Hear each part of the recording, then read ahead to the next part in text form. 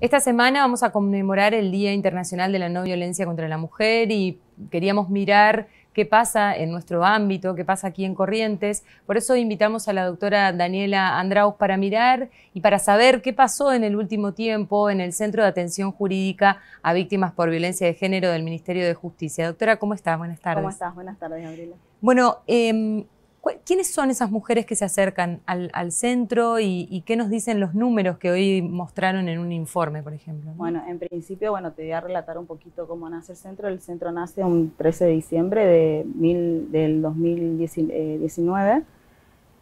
Alcanzamos a trabajar en los meses de enero, febrero y marzo ya entramos en una pandemia, inició la pandemia, entonces arrancamos con 128 casos aproximadamente lo que se iba atendiendo y que están judicializados. En realidad, las cifras que salieron en las últimas estadísticas es unas estadísticas desde el funcionamiento del centro, de que el centro está activo dentro del Ministerio de Justicia. Y después de allí, después de la pandemia, tuvimos que reorganizarnos nuevamente, por eso surgió también el tema de un teléfono de guardia a las 24 horas, y todavía lo seguimos manteniendo porque nos parece que es la forma más práctica como para que las mujeres que estén pasando por esta situación de violencia de género puedan comunicarse con el centro. Después estamos cerca, dentro de esos 2 años, ese periodo de 2 años, estuvimos atendiendo cerca casi de 2.000 personas, de las cuales 540 casos son los que están judicializados en materia de violencia de género. El resto son casos que se los descarta, ahora te explico por qué, que no configuran violencia de género, y otros casos que corresponden que intervengan otros organismos como el COMNAF directamente, el Poder Judicial, el Juzgado de Menores. Las mujeres se acercan al centro en el momento que se deciden hacer la denuncia o cuando creen que están atravesando un problema de violencia de género o violencia intrafamiliar. Y nosotros lo que hacemos es brindarle una contención a través de un equipo interdisciplinario. Se hace la atención por este equipo interdisciplinario, por eso es atención jurídica integral. En este equipo son varios equipos que están trabajando en el centro y que están conformados por abogados, psicólogos y asistentes sociales. Se hace una evaluación previa de acuerdo al relato de la persona, de la mujer, y lo que se pretende es no revictimizarla a la mujer. Entonces esto pasa ya a integrar una base de datos que cuenta el centro, y estas estadísticas surgen de esa base de datos de los casos atendidos. ¿No constituye una denuncia de por sí? El hecho de que las mujeres vayan al centro... No, por eso te decía que hay casi 2.000 casos que nosotros atendimos desde que nació este centro, que vamos a cumplir 2 años ahora, pero de los cuales judicializados desde la base de datos que nosotros contamos en el centro tenemos 540. ¿Y ese paso a la judicialización, lo dan ustedes con ellas, lo tienen que hacer ellas? Hacemos el abordaje interdisciplinario con este equipo que ya están preestablecidos, están organizados, y a partir de esa evaluación, entonces el abogado ya lo que hace es confeccionar el escrito para introducir la medida cautelar o solicitar la medida cautelar ante el Poder Judicial. Ahora, doctora, lo que usted dice, traducido en números, estamos hablando de más o menos 3 o 4 llamadas por día. Sí. Y en el caso de las denuncias, un poco más de una denuncia por día, digamos, ¿no? Sí. Eso ¿qué es en relación con la prepandemia? Porque en un primer momento se dijo que la pandemia un poco también, como nos mandó a incrementó el número. Incrementó. Sí, sí. Lo que pasa es que nosotros cuando empezamos a funcionar, que era lo que le explicaba Gabriela, desde el diciembre del 2013 con las fiestas, tuvimos receso enero, febrero, ahí nosotros presentamos 128 casos aproximadamente en la justicia, únicamente del centro. Esto es independiente de las denuncias que pudieran ingresar desde las distintas comisarías, las comisarías de la mujer, las jurisdiccionales y desde el interior. Y después, aparte de la pandemia, incrementó este número propio del hecho de estar conviviendo por ahí el hombre y la mujer bajo el mismo techo. Y de por sí también los resultados que va dando en la atención y de los profesionales en el centro en materia de violencia de género. El abordaje por ahí hace que se dé a conocer el centro, los resultados, y en el interior más que nada se nota eso, donde la mujer ya encuentra un lugar donde encuentra una contención y donde encuentra todas sus necesidades cubiertas cuando ella decide hacer esa denuncia. Porque este número que decía que está puesto a disposición es un número de WhatsApp también, ¿no? Que se puede comunicar. Es un número de WhatsApp, sí. Llamadas y WhatsApp. ¿Cómo es ese vínculo? Porque a veces un mensaje de WhatsApp puede ser muy efímero, ¿no? En el medio hay un arrepentimiento, en el medio pasa algo. ¿Cómo es ese otro o esa otra que está de este lado recibiendo ese mensaje? ¿Cómo trabajan eso para poder contener y dar seguridad y una respuesta a una persona que puede estar pasando por una situación de crisis? Bueno, nosotros tenemos ese número de teléfono que recibe las llamadas que en realidad son llamadas de emergencia. En su oportunidad, durante la pandemia fase 1, el teléfono constituyó un medio de comunicación con esas mujeres y el abordaje se lo hacía a través de este medio. Después de la pandemia continuó activo el teléfono y del otro lado no encuentran a una persona, encuentran el equipo interdisciplinario, en realidad. Después de atender a la persona, si no es una urgencia y puede esperar hasta el día siguiente hábil para poder ser atendida de manera presencial, se aborda inmediatamente el caso. Las psicólogas tienen su teléfono, están habilitadas a hacer videollamada. Por ahí no es lo más conveniente, pero en el caso de una urgencia sí lo hacemos a través de ese equipo interdisciplinario. Y bueno, y se va buscando la forma desde el área social de que si esta mujer necesita algún refugio, entonces contactarnos con el Ministerio de Seguridad que está encargado de los refugios. Y bueno, después salud pública en caso de que necesite asistencia médica y desarrollo social en caso de que necesite asistencia social. Eso le voy a preguntar, usted decía que llaman en situaciones de emergencia, ¿cómo se acude a la ayuda o a la atención de esa emergencia? Porque ustedes no tienen el poder de policía, ¿no? No tenemos el poder de policía, pero sí trabajamos mucho en el teléfono y una vez que recibimos esa denuncia en una situación de emergencia, lo que hacemos es contactarnos con la comisaría más cercana a su domicilio, antes al 911, porque 911 activa de por sí un protocolo de seguridad donde quedan registradas y grabadas todas las llamadas y ellos se encargan de ubicar la comisaría más cercana y enviar un móvil para asistir o para constatar esta situación de violencia. Independientemente de eso, el equipo ya está ubicando la comisaría y se está poniendo en contacto a los fines de acelerar este trámite. Ahora, doctora, ¿qué tipo de violencia de género están recibiendo ustedes?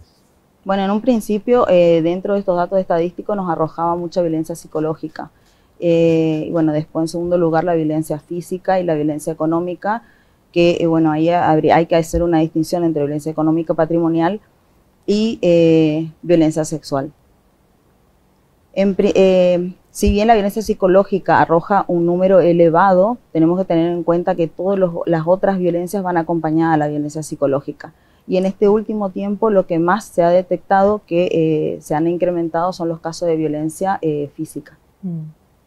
Y en este sentido, ¿cómo trabajan con las tobilleras que también tienen como disponible para el trabajo? Bueno, las tobilleras, una vez que está presentado, está judicializado el caso, si la jueza o el juez consideran que corresponden, ya sean los juzgados contenciosos, los de instrucción, los de familia o los correccionales, entonces hacen la solicitud ante el ministerio para ingresar al sistema de dispositivos duales por geolocalización. Estas tobilleras consisten en una tobillera propiamente dicha que se le coloca al agresor mediante una orden judicial. Nosotros no lo disponemos a estos, pero sí los equipos están habilitados a solicitarlo por escrito, porque los abogados del centro hacen una atención jurídica gratuita y asisten permanentemente a la víctima durante todo el proceso. Primero, en una primera instancia para sacar la medida cautelar y en los casos en materia penal lo asisten como querellantes, conjuntos hasta el final de la causa.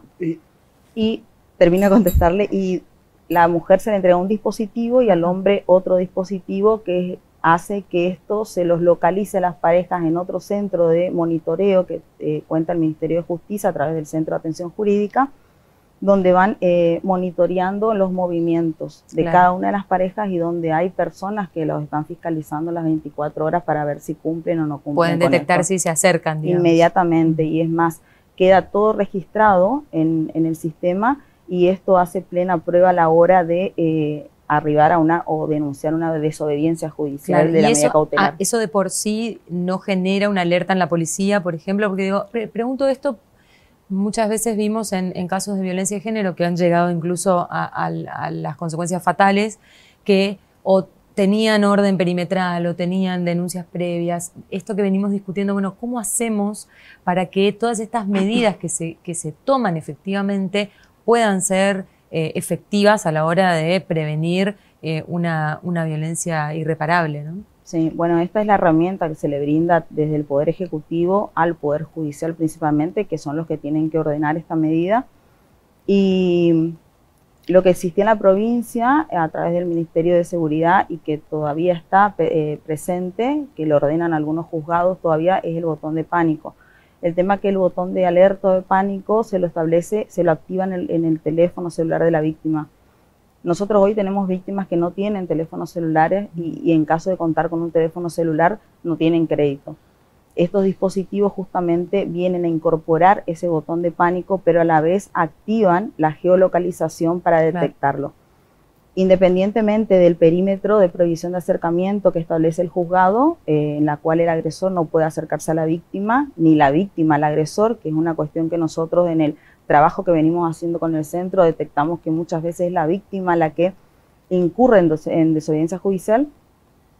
Lo que hacemos es establecer una zona de advertencia o de disuasión, le llamamos. Entonces, cuando alguien del centro de monitoreo ve que la persona va en dirección hacia el perímetro o hacia la víctima, entonces ya inmediatamente emite una alerta al dispositivo, se ponen en contacto con la víctima, el agresor, a ver dónde están, y se comunican y envían un móvil policial donde está el agresor y donde está la víctima.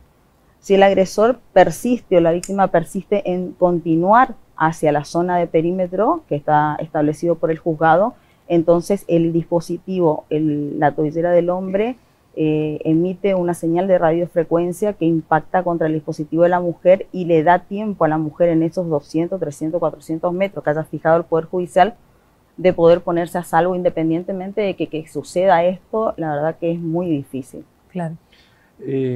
Justamente en función de la pregunta que hacía Gaby, ¿cuál es el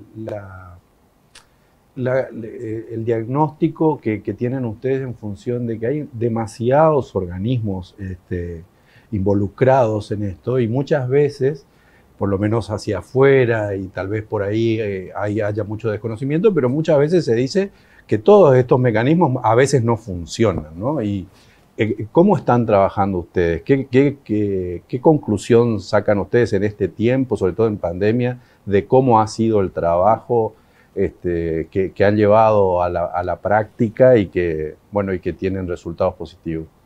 Bueno, nosotros antes de abrir las puertas del centro, lo que hicimos es tratar de ver todos los organismos que estaban actuando en materia de violencia de género, porque existen organismos que actúan y que asisten a las víctimas. Lo que pasa que dentro de la ley 26485, que es una ley nacional marco en materia de violencia de género contra la mujer, establece perfectamente las funciones de cada uno de los ministerios dentro del Poder Ejecutivo.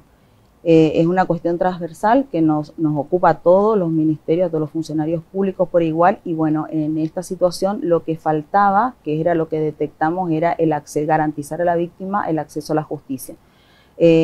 En ese sentido es que empezamos a organizar el Centro de Atención Jurídica Integral para brindarle esta asistencia jurídica, la cual la víctima no la tenía, que si bien está la Defensoría de Poder Ausente a través del Poder Judicial, atiende muchísimos casos que no solamente es materia de violencia de género, y esta temática, la verdad que es una temática muy complicada, es un tema que demanda mucho compromiso por las personas que están en el tema. Y bueno, lo que hicimos es ir articulando con esos otros organismos que existían ya en los distintos ministerios para poder actuar de manera conjunta. Bueno, ahora creo que nos estamos acomodando bastante y una vez que tuvimos articulado este trabajo dentro del capital, empezamos a expandirnos hacia la provincia a través de las municipalidades, firmando distintos convenios de colaboración con las municipalidades, las distintas secretarías de la mujer que actúan dentro de esas municipalidades. En cada uno de los organismos hay gente que está involucrada en este proyecto y son siempre más o menos las mismas, sí, digamos.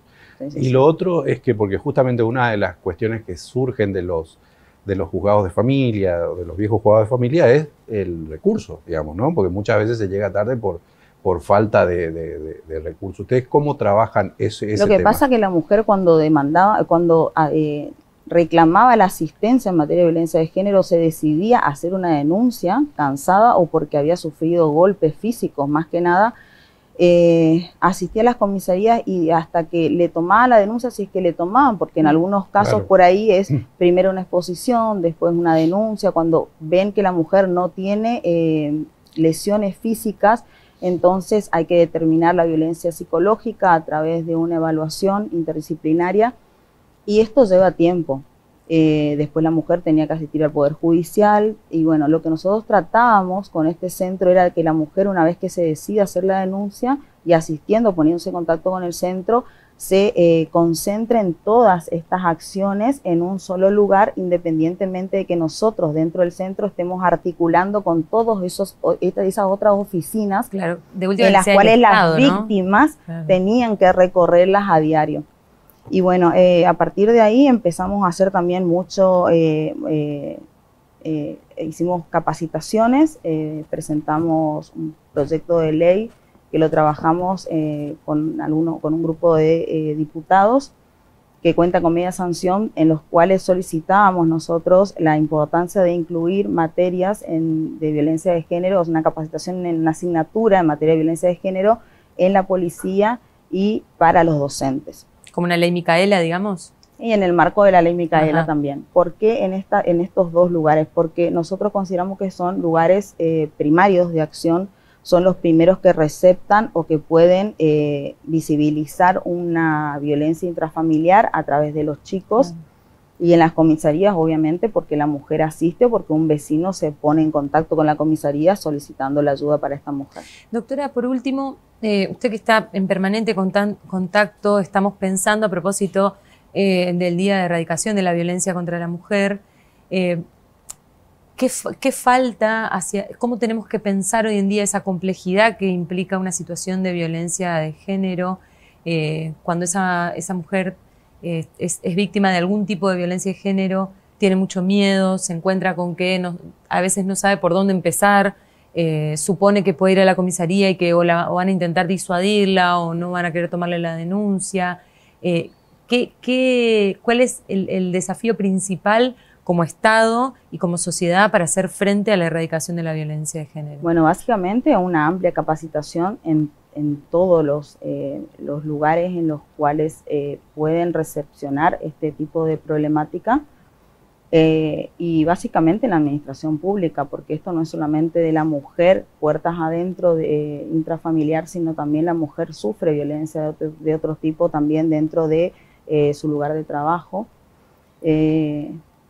Principalmente es lo que te decía, una capacitación. Claro. Que llegue a toda la provincia, no solamente a Capital, que es lo que nosotros estamos articulando y estamos finalizando ahora a través del Ministerio de Educación. Se está capacitando formador de formadores y a partir de la finalización de esta capacitación, esas personas van a desarrollar proyectos de capacitación que van a bajar a las distintas escuelas en el interior para capacitar a los docentes de toda la provincia y en los distintos niveles, ya sea inicial, secundario y terciario. Y bueno, después lo que se incluía también, el hecho de incluir una asignatura para la policía, en las carreras de oficiales y suboficiales, claro, y que sea un condicionante también para el acceso, para el ascenso a los cargos, y después mucho compromiso de la población. Es una tarea dura, falta mucho por hacer todavía, si bien por ahí los números son alarmantes, porque los 540 casos que están judicializados del centro nosotros tenemos registrados, estos son una partecita de lo que se está teniendo, claro, porque también tenemos otros organismos que también denuncian y están las denuncias que van directamente al Poder Judicial, que también tenemos otros números, entonces es una porción nada más de lo que se está visibilizando. Que no es tan malo tampoco, porque esto significa de que eso que antes no se veía, no se denunciaba, no se trataba por parte del Estado porque no tenía conocimiento de esos casos, hoy en día nos da la posibilidad de abordarlos y poder evitar finales trágicos. Y bueno, todos todos los años, bueno, desde que empezó el centro, para esta fecha, 25 de noviembre, que es el Día de la Eliminación de la Violencia contra las Mujeres, solemos hacer una campaña de concientización y sensibilización. En esta oportunidad, nos vamos a encontrar en la Plaza Vera ese día, a la mañana y a la tarde, con actividades que por ahí impactan más, que son más recreativas y que al visibilizar las personas estas actividades, genera un impacto distinto que el repartir a lo mejor información o dar publicidad a la existencia del centro o de los organismos que pueden estar atentos a estas situaciones. Muchísimas gracias. Gracias, Gabriela. Gracias, Eduardo. Estuvimos hablando con la licenciada Daniela Andraus acerca de cómo se hace esa atención jurídica integral en casos de violencia de género. Tienen en la pantalla el número para comunicarse y también la línea 144, que es una línea nacional de atención y consulta a las 24 horas, los 365 días del año.